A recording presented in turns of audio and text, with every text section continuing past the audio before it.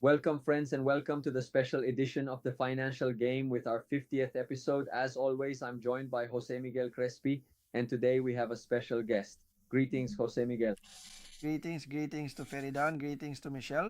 Michelle Gabbers is joining us today live from Southwest Florida over in Cape Coral. We have brought her in as a specialist on the state of the residential real estate market, especially in the Southwest Florida area, knowing that it's one of the niches and specialties of the company Pentax Homes, where they are developing their properties and where we also see them as an investment alternative in the real estate world.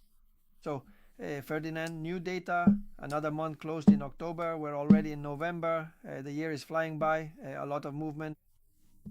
Last week, the Fed officially lowered rates for the second consecutive time. The Federal Reserve cut by 25 basis points, making it 50 over the last two meetings. So, just as we expected, that information came out. And interestingly, Michelle, Ferdinand, they did it without having very new data or the latest data since the government is we have the government shutdown, and typically Powell likes to mention in his press conferences that he is very data dependent, that he is someone who is constantly studying the information and economic data as it comes out. But for this meeting, they said he was kind of flying blind, especially regarding the most recent employment data from the last few months. He only had somewhat outdated data. Yes, there was a pretty strong consensus except for two, right? Who did not agree with the 25 basis point. One was on the side of not cutting and the other was on the side of cutting more, right? 50 basis points. But aside from that, 0.25 was the cut. How have you seen the reaction specifically in the real estate market? I'm going to get into that.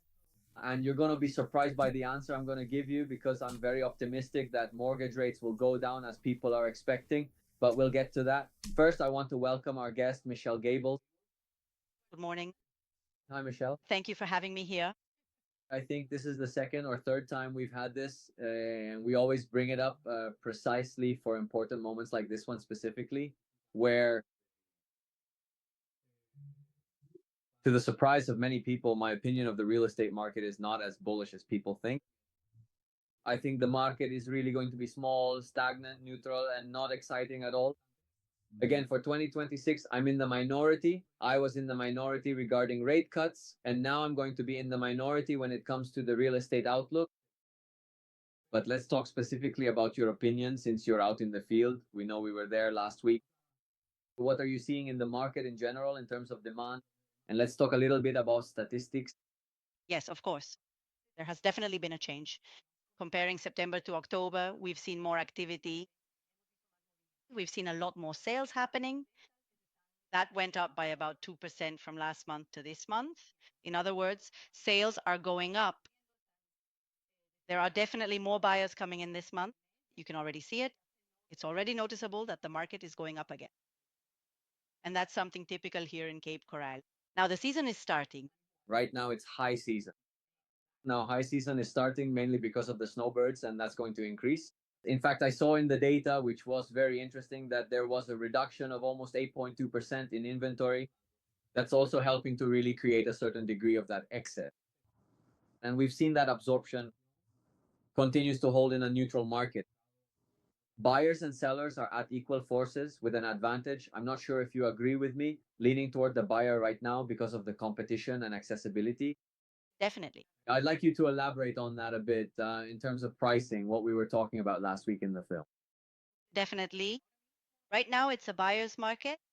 Buyers are aware, they know it's a market for them. They make a lot of offers. There's a lot of inventory of different homes, of different models. But I have to say that our models definitely bring something different to the market.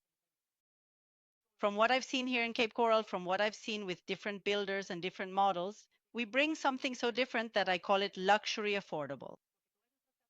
Because all our homes are definitely something of quality. They're modern, and definitely luxury, but at the same time, they're affordable. I mean, that's something that sets us apart.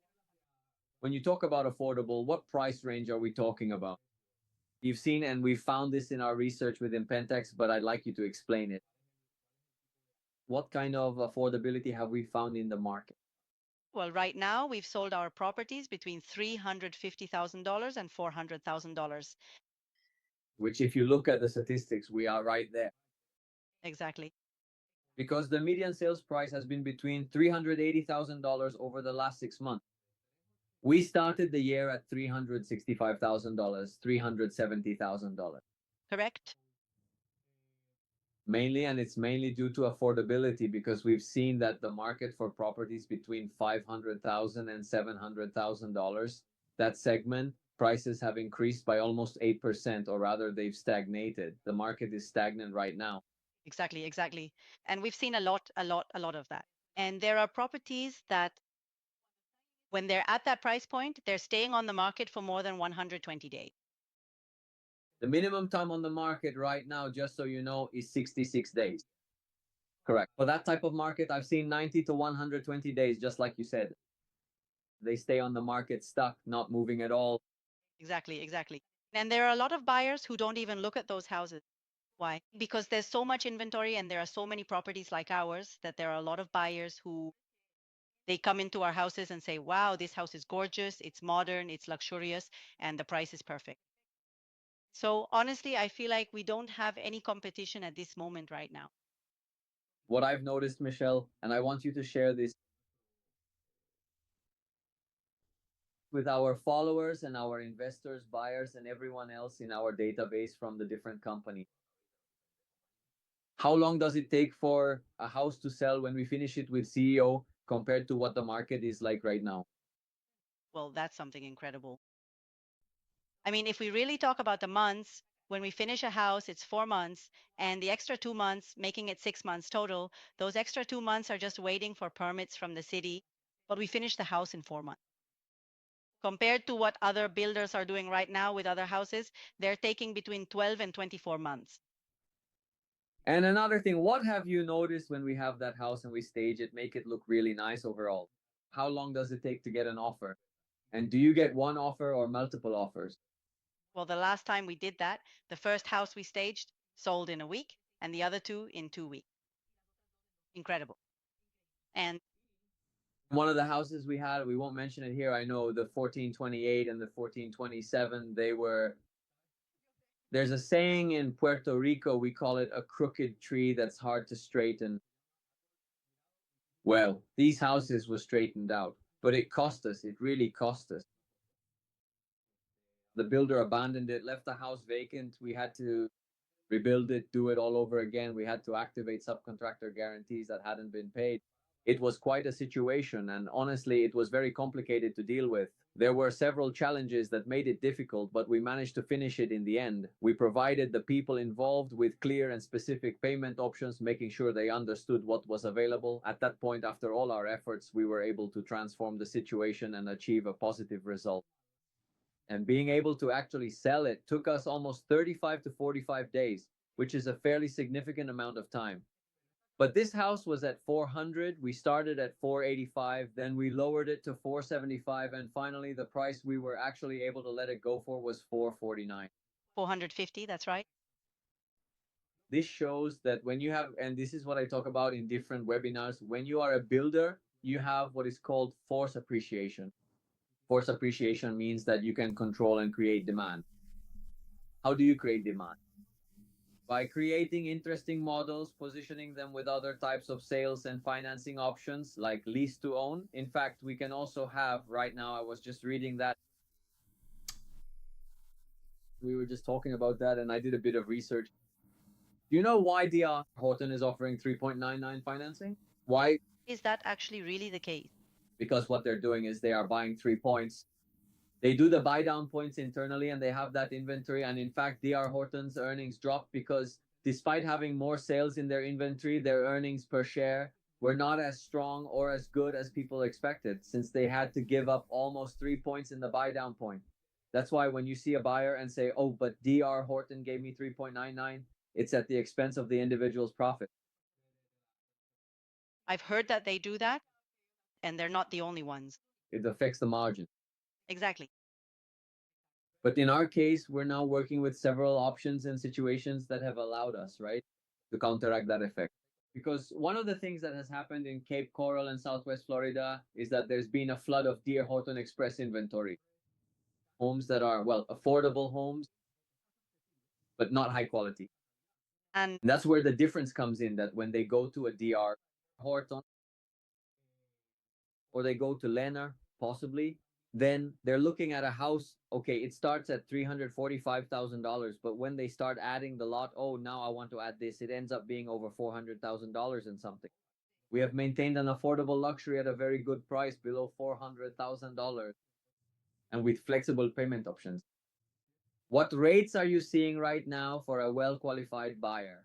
When I say well qualified buyer, I mean someone with good credit, bringing 20% down, 10% or more as a down payment, and with good credit. What are you seeing today for 30-year mortgage rates?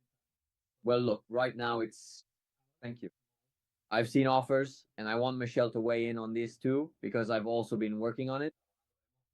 By the way, a lot of people don't know this, but thanks to the demand we've had, sometimes we've had to sell the house 2 or 3 times because the financing falls through, or the buyer doesn't qualify, or their credit is a bit unstable. I would say, Jose, that you're looking at about 5.90, 5.85 if the person has good credit, but the average is around 6.15, 6.20. yes, I agree. The last offer we had, well, they actually received a rate of 5.98%, which was quite competitive. That's right, 5.98. It was a Michelle, it was a buyer. Who was very well qualified. Very well qualified, definitely, definitely. It's really good to see that they've gradually started to come down little by little. Coming down this. What happens is that I'm one of those people who believes that the real estate market, and Michelle, I'd like your opinion, but everyone is saying rates are coming down as soon as the contract is signed. Not really, because when the Fed lowers rates, I don't say anything, I don't make any comment. But what happens is that the Fed can lower and control rates, but the 10-year and 30-year Treasury bonds are what really drive the Fannie and Freddie market. We have a 4% yield on the 10-year Treasury bond. So you have to add 200 basis points for the markup and underwriting costs, and that brings you to 6.10, 6.15. And the underwriting costs bring you to 6.10, 6.15. There's really no way to bring that down much. Correct. And remember, the general situation is that the Fed can control. Thank you. The short-term interest rate part, but it can't control the market's long-term perception. And if inflation expectations are between 3%, which is the real world, and 2%, I think it's going to be very difficult for the Fed. If it doesn't incentivize the economy, it's a catch-22. I think that if they keep an inflation rate at 3% and maintain accommodative rates to a certain degree, I think we could see a mortgage interest rate at 5.75. And I think that's going to be the magic number to trigger a greater amount of demand. Even so, I want to say, and Michelle knows this, in my analysis, when we discuss the market, and people don't know this, when we discuss the market, we go to the data. We work with the situations we're discussing here. I'm not super optimistic that real estate is going to have a huge demand or a buying frenzy. I'm one of those who believes it's going to be a stable market, and that whoever offers good value at a reasonable price, very similar, Jose, to GARP in the stock market, that's the one who's going to have success and movement. Not like saying, when I talk about the real estate market, everyone thinks that all real estate is equal. Not all real estate is the same. And we've seen that in the market segmentations and overall competitiveness we've analyzed. I don't know, Michelle, do you feel the same way, or what do you think? What's your opinion? Yes, definitely.